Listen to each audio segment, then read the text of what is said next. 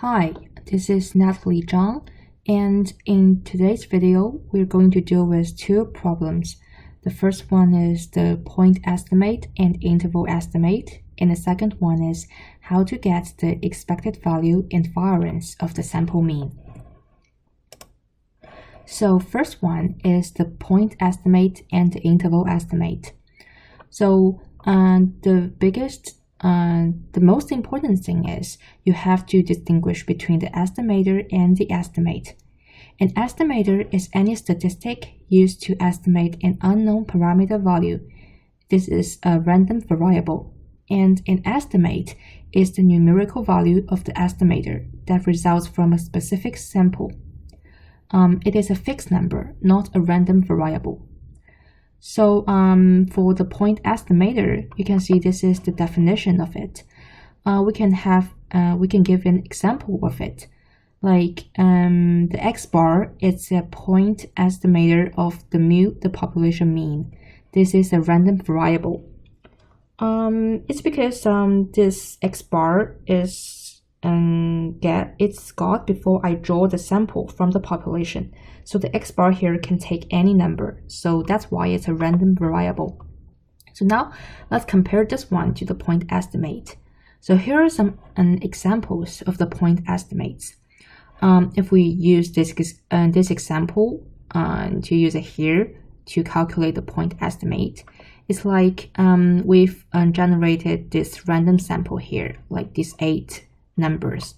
So the X bar here, well, we can use the formula. The average of all these 8 numbers. So we can see the X bar here equals to 4.5. It is a point estimate of mu. So this is a fixed number. And now let's move to the interval estimate.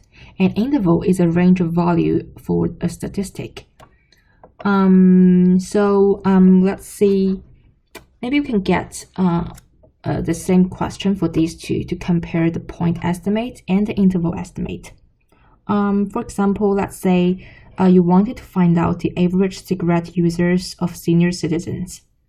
You can't survey every senior citizen on this planet, right? So you're taking a sample of 1,000 senior citizens, and now you find that 10% of them smoke cigarettes. Although you've only taken a sample, you can use that figure to estimate that about 10% of the whole citizens, they smoke cigarettes. So now the 10% of them, it is the fixed number and it's the point estimate. Also, let's see what it got for the interval estimate. Like in reality, it's unlikely to be exactly 10%. But it's probably somewhere around that, perhaps between 5% and 15% of the whole population smokes cigarettes. So this one is the interval estimate. It's also a fixed number.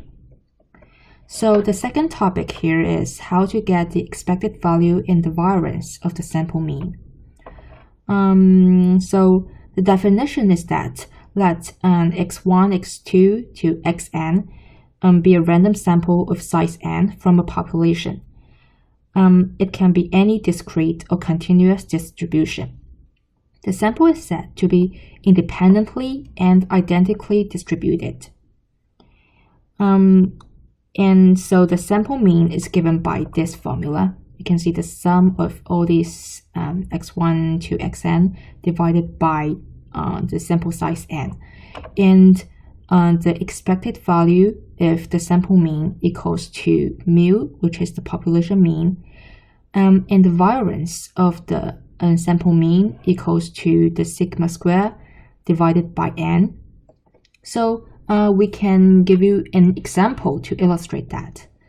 For example, x, it's generated from like the normal distribution, which the mean is 10 and the variance is 400, and now we have generated a random sample so that the sample size is 200.